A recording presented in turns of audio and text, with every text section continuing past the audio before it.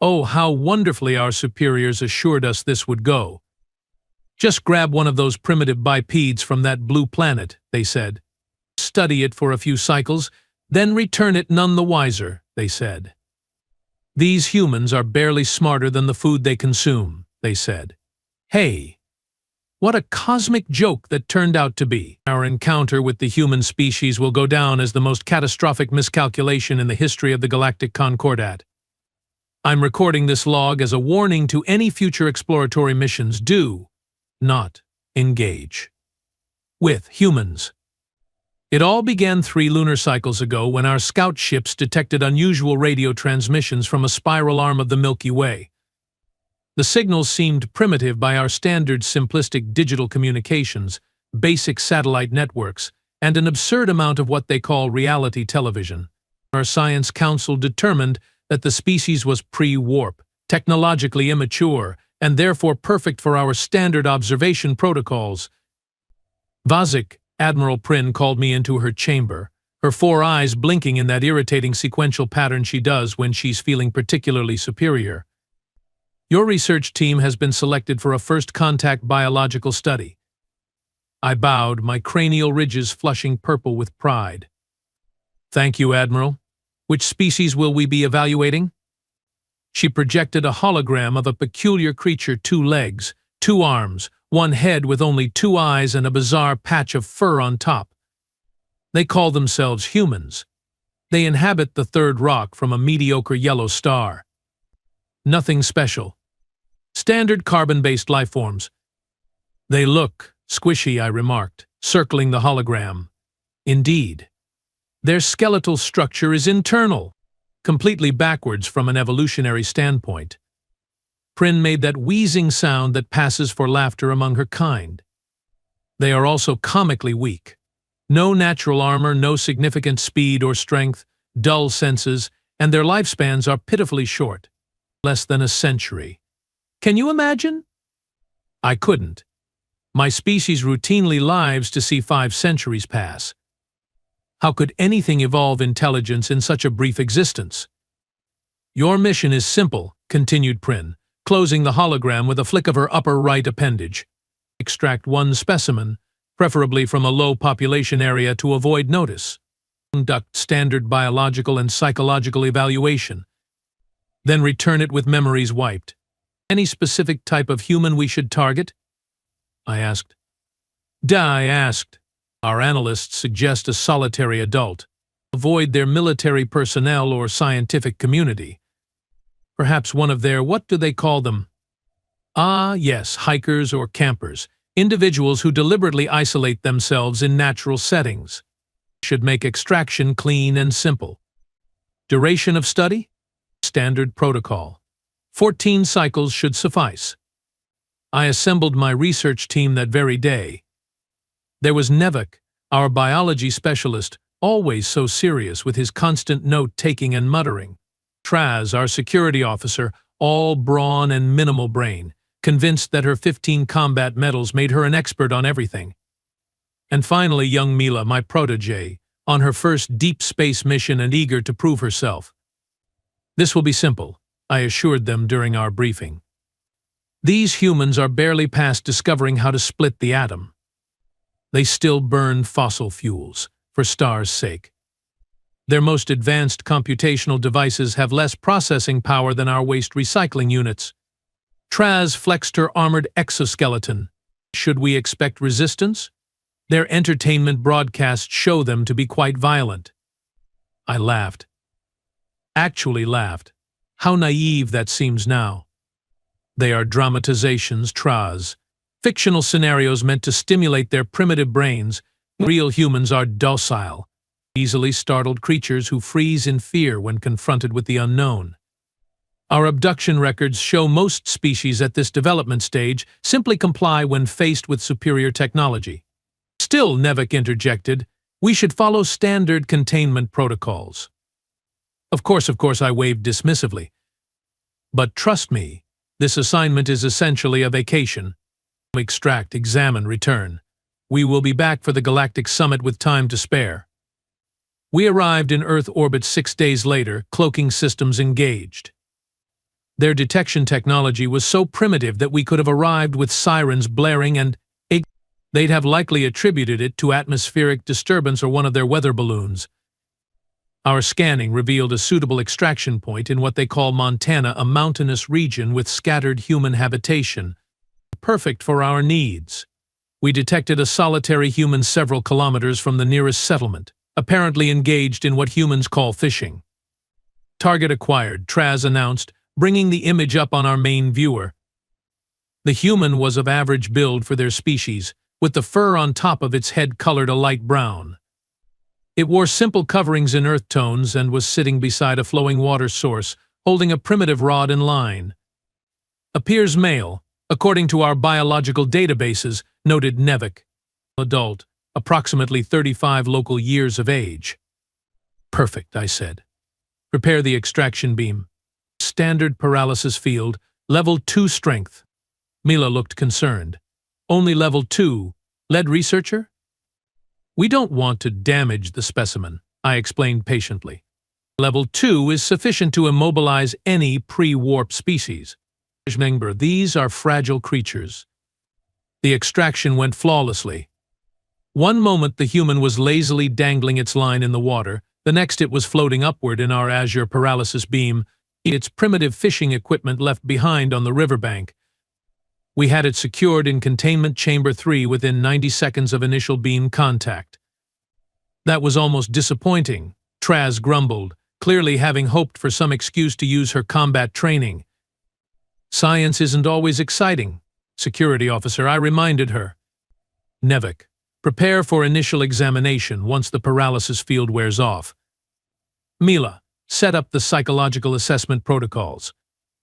Let's be efficient, people. I approached the observation window to get my first close look at our specimen. The paralysis was already beginning to fade, and the human was showing signs of consciousness. According to protocol, we'd maintained an Earth-normal atmosphere and gravity in the chamber. The human's eyes opened. Blue, I noted. It blinked several times, then with surprising quickness sat upright on the examination platform. Fascinating, I murmured, activating the translation matrix. It's recovering from level 2 paralysis much faster than predicted. The human's gaze darted around the chamber, taking in the featureless white walls, the observation window, though to him it would appear as a simple reflective surface, and the various examination instruments arranged nearby. His breathing rate increased, but interestingly he showed none of the panic responses we'd anticipated. Instead, he stood, stretched, and walked directly to the observation window. He stared for approximately 10 seconds, then spoke. I know you are watching me. Whatever you are. Just so we are clear, this is a seriously bad idea you have got going here. I nearly dropped my data pad. The calm calculation in the human's voice was entirely unexpected. Subject is showing unusual awareness, Nevik noted, seemingly unperturbed. Fascinating adaptive response. I activated the communication system. Human specimen, you have been temporarily relocated for scientific study. You will not be harmed. Cooperate, and you will be returned to your habitat with no memory of these events. The human tilted its head. Then, to my utter shock, it smiled. Name's Tanner. Tanner Reed. Not human specimen. And here's a fun fact about me: I don't cooperate well with kidnappers, regardless of what planet they are from. Traz moved closer to the window. The human appears defiant. Should I enter and establish dominance? That won't be necessary, I replied, though in truth I was unsettled by Tanner's composure. This is merely bravado, a psychological defense mechanism.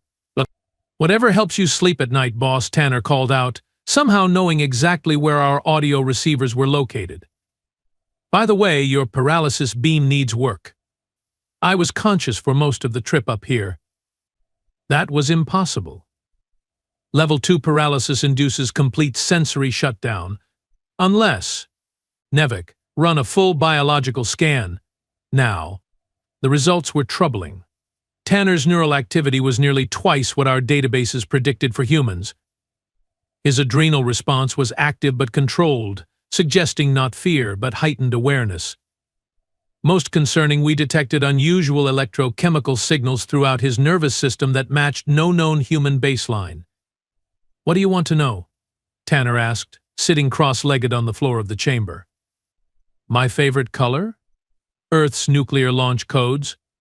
The secret recipe for Kentucky Fried Chicken? I'm an open book." "We will ask the questions, human." Traz growled into the calm. "Tanner," he corrected with infuriating calmness. "And you are?" "No, wait, let me guess. You are the muscle." He pointed in the general direction of Traz's voice. "That one's the brains." He gestured toward where Nevik stood.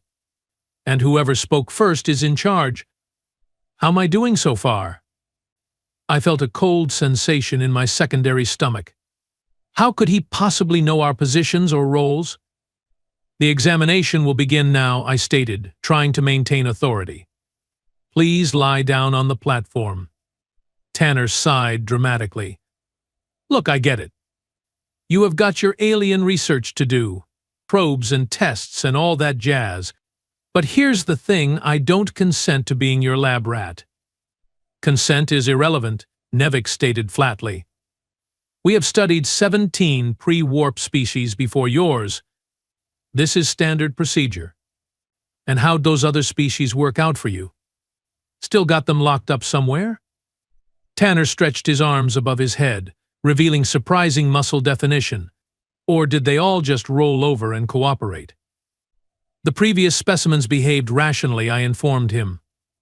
"They understood their temporary situation and were too scared to fight back," Tanner interrupted. "Yeah," I figured.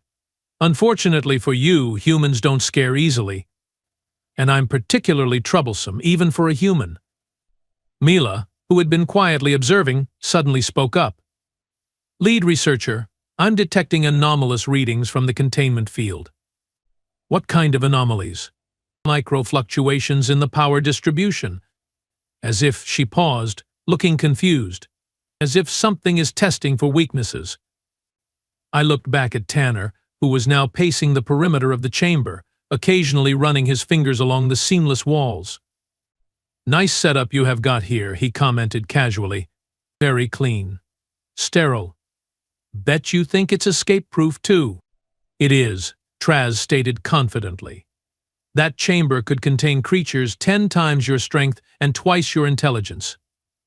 Tanner stopped pacing and smiled again, that unsettling expression that showed too many teeth. "You know what humans are really good at?" he asked, seemingly to no one in particular. "Adaptation. Problem-solving. Turning disadvantages into advantages. It's kind of our whole thing." "Enough talk," I decided. "Nevik, initiate examination sequence 1. Non-invasive scans only for now." Various instruments descended from the ceiling of the chamber. Tanner watched them with apparent curiosity rather than fear. "Fancy toys," he remarked. "Let me guess you want to see what makes humans tick?" "Your cooperation is appreciated but not required," I informed him. "These scans will proceed regardless of your position or resistance." "Well, fair enough." To our surprise, Tanner lay down on the examination platform. "Just so you know, though, you really should have grabbed somebody else. A farmer, maybe. Or an accountant." The scanning beams activated, bathing him in soft blue light. "Why is that?" Mila asked, genuinely curious. Tanner chuckled. "Because until 3 years ago, I was part of a military special operations unit, the kind that specializes in escape, evasion, and turning everyday objects into weapons. Then I started my own security consulting firm. I literally get paid to break into places that claim to be unbreakable." I exchanged glances with Nevik. Was the human bluffing? A quick reference check in Earth's rudimentary information network might confirm or deny his claims, but such research wasn't part of our standard protocol. "Your personal history is irrelevant," I stated. "The examination will take approximately 3 hours in your time measurement. Then you will be provided sustenance and rest before psychological evaluation begins." "Sounds like a full day," Tanner remarked.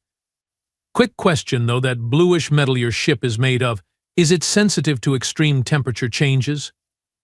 I froze. How could he possibly know the composition of our hull? I told you, he continued, noting my silence. I was awake during most of the trip up.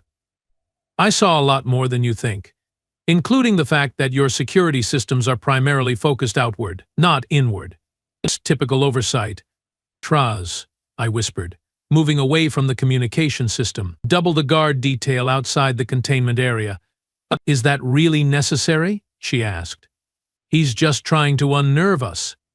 Perhaps, I conceded. But something doesn't feel right. This human is too comfortable. The scanning proceeded without incident, though Tanner kept up a steady stream of questions and observations that we mostly ignored. His curiosity about our technology, biology, and social structure seemed genuine, but I suspected it was a calculated attempt to extract information. When the initial examination was complete, Nevik approached me with his findings. Lead researcher, you need to see this, he said, his voice uncharacteristically urgent. The data was perplexing. Tanner's physical capabilities exceeded our database predictions by significant margins. His muscle density, reaction time, lung capacity, and particularly his neural efficiency were all well above what we understood to be human baseline. Is he some kind of genetic anomaly? I asked. Unlikely, Nevik replied. There are no signs of artificial enhancement or mutation. It appears that our understanding of human capabilities was simply flawed. That's not possible, I insisted. Our surveillance has been thorough. We have observed thousands of human activities, from their primitive sports competitions to their military training exercises. Perhaps, Mila suggested hesitantly, they are aware of being watched? Could they be concealing their true capabilities? The thought was disturbing. Pre-warp species shouldn't have the awareness or foresight for such deception. Yet as I looked back at Tanner, who was now doing what appeared to be physical exercises in his chamber, I couldn't dismiss the possibility. What's the next step, lead researcher?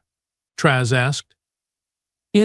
Before I could answer, the lights flickered briefly throughout the laboratory section. What was that? I demanded. Mila checked her console. Minor power fluctuation. The system has already compensated. Source? Unknown. Possibly a routine energy distribution adjustment. I didn't believe that for a second. Not with our peculiar guest and his unsettling confidence. Traz checked the containment field integrity. Nevik, secure all examination data. Mila, run a full diagnostic on all systems connected to Laboratory Section 3.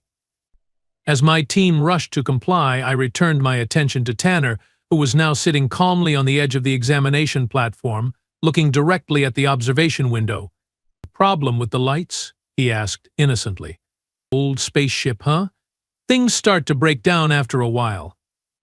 Our vessel is in perfect operating condition, I replied stiffly. If you say so. He stretched his arms again. By the way, I have been meaning to ask what's your name. Seems only fair since you know mine. Against my better judgment, I answered. I am lead researcher Vazik. Vazik, he repeated, pronouncing it perfectly on the first try. Nice to meet you. So, Vazik, how long do you folks plan on keeping me here? I have got a client meeting on Thursday that I'd really hate to miss. Time is irrelevant. When we return you, no time will have passed from your perspective. Ah, you are planning to wipe my memory and drop me back by the river. Classic alien abduction protocol. He nodded as if this confirmed something. Just one problem with that plan, Vazik. And what would that be? I asked, already regretting continuing this conversation. Tanner's expression changed, the casual demeanor vanishing, replaced by something cold and calculating. I have already sent a message. Those 6 words from the human's mouth sent a chill through all 4 of my hearts. Tanner's face had transformed from casual amusement to predatory focus in an instant. That's impossible, I stated, though the quaver in my voice betrayed my uncertainty. You have been under constant observation since extraction. You have no communication devices. Tanner tilted his head, that unnerving smile returning. You guys really don't understand humans at all, do you? We are resourceful. We plan ahead. And we are never, ever alone. Explain yourself, I demanded. 3 years ago, after a string of unexplained disappearances in remote areas, a few of us started to wonder if something unusual was happening. Not everyone who vanishes in the woods is killed by bears or exposure, you know. Tanner stood and began pacing again. So we developed protocols. Buddy systems with dead man switches. Emergency signals that activate automatically if we don't check in. My skin paled to a sickly yellow. You are bluffing. Am I? Check your long-range sensors, Vazik. I bet there's unusual activity around my last known location right about now. I switched to our private communication channel. Traz, verify his claim. Check for any unusual patterns near the extraction point. While Traz rushed to comply, I tried to maintain composure. Even if what you say is true, your primitive technology cannot possibly locate our vessel. We are fully cloaked and beyond your detection capabilities. Tanner shrugged. Maybe, maybe not. But here's what's going to happen either way. Option 1. You return me, unharmed and with my memories intact, to exactly where you found me, within the next hour. Option 2. Things get really unpleasant for everyone involved. You are in no position to make demands, I snarled, my professional demeanor slipping. Lead researcher. Traz's voice came through my implant, tight with concern. There is unusual activity at the extraction site. Multiple human vehicles have converged on the area. They appear to be using scanning equipment of unexpected sophistication. My blood ran cold. This couldn't be happening. Pre-warp species shouldn't have organized response protocols for extraterrestrial contact. It violated every predictive model we had developed. Tanner, somehow sensing my distress, nodded slowly. My team is good at what they do, Vazik. Very good, and they have been preparing for this possibility for years. What exactly is it that you do, Tanner Reed? I asked, genuinely curious despite my growing alarm. Officially, I run Reed Security Consultants. We test systems, find vulnerabilities, protect high-value targets. He paused, examining his fingernails casually. Unofficially? We are the people who plan for the impossible. Alien contact was on our list. Nevik approached, datapad clutched in his trembling hands. Lead researcher, I have completed analysis of the power fluctuation. It wasn't a distribution issue. Something accessed our primary computer core for approximately 3.8 seconds. What? I whirled to face him. How is that possible? The core is isolated from all external systems. Not from the examination equipment, Mila interjected quietly. The scanners connect directly to the database to compare results in real time. The implication struck me like a physical blow. I turned back to the observation window where Tanner stood waiting, arms crossed, expression knowing. What did you do? I whispered. Insurance policy, he replied simply. While your fancy scanners were mapping my biology, I was mapping your ship. Quid pro quo. That's not possible. A human mind couldn't possibly interpret the data flow from our medical scanners, much less reverse engineer it to access our systems. Tanner tapped his temple. You mentioned my neural patterns were unusual. There's a reason for that. Some humans are different. We process information differently. See patterns where others see noise. Your scanner was practically an open book to me. Binary data is binary data. Doesn't matter if it's alien or human. The pieces fell into place with horrifying clarity. We hadn't randomly selected an average human specimen. We had somehow, against astronomical odds, captured what must be one of their most dangerous individuals. Traz, I barked into the comm, initiate emergency containment protocols. Full isolation of Chamber 3. Cut all connections to ship systems. Too late, Tanner commented, as if he could hear my orders. Your ship's already compromised. But don't worry, I'm not interested in causing harm. I just want to go home with a guarantee you folks never return." As if to punctuate his statement, the lights throughout the laboratory section flickered again, then dimmed to emergency levels. The faint hum of the ventilation system faltered momentarily. "What's happening?" I demanded. Mila's fingers flew across her console, multiple system failures cascading through the ship. Life support is unaffected, but propulsion, navigation, and weapons systems are all experiencing critical errors. "How is this possible?" Nevik whispered, fear evident in his voice.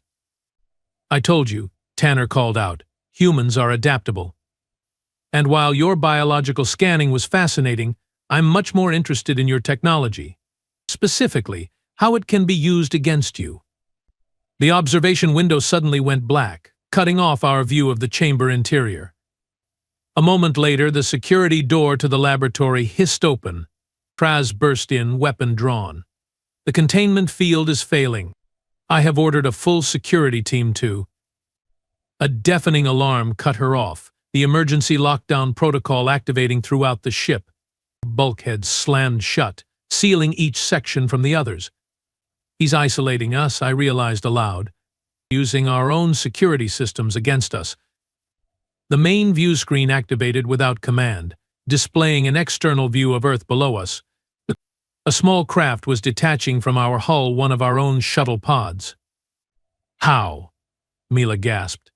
"The docking bay requires command authorization." The communication system crackled to life, and Tanner's voice filled the laboratory. "Thanks for the hospitality, folks, but I think it's time I headed home." "Don't worry, I'm leaving your ship mostly functional. Life support, basic maneuvering capabilities, the essentials." "This is impossible," I muttered, watching helplessly as the shuttle descended toward Earth.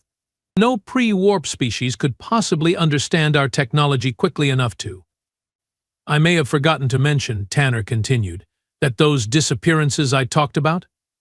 Not all those people stayed disappeared. Some came back different, changed, with stories they were afraid to tell and knowledge they couldn't explain." The implication hit me like a physical blow. "You have encountered other species before us." Bingo.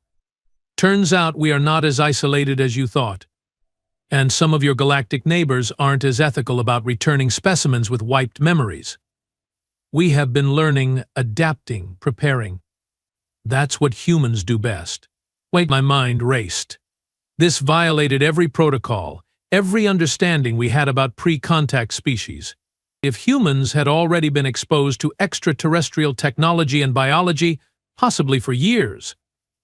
"Oh, and Vazik?" Tanner's voice had lost all traces of humor. "I have left you a parting gift in your main computer. A message, encoded in a format your galactic concordat will understand. It explains, in explicit detail, why Earth is now designated as absolutely forbidden territory." The view screen changed, showing a detailed star chart of our galaxy. A large red zone appeared, encompassing Earth's solar system and a substantial area around it. "This is the human exclusion zone," Tanner explained. "Any non-human vessel entering this space without explicit permission will be considered hostile and dealt with accordingly." "You don't have the technology to enforce such a claim," Traz snarled. "Don't we?" Tanner's voice was cool, confident. "Check your long-range sensors again." Mila, hands shaking, brought up the sensor display.